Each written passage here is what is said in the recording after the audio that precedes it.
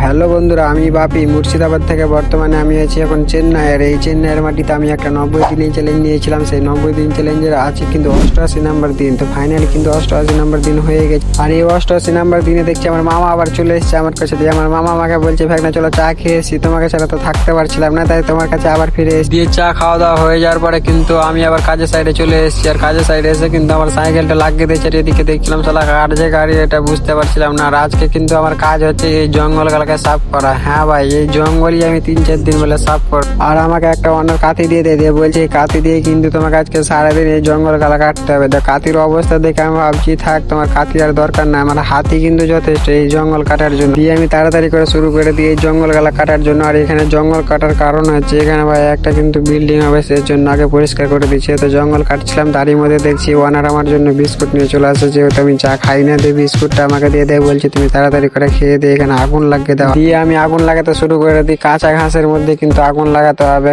একটু করে পেট্রোল দিচ্ছি। আর এভাবে কিন্তু আগুন গালা লাগিয়ে পুরো ঘাস গালাকে জ্বালিয়ে পুড়িয়ে সব শেষ করে দিলাম। তো আজকের ভিডিওটা এখান পর্যন্ত, দেখা হচ্ছে নেক্সট ব্লগে।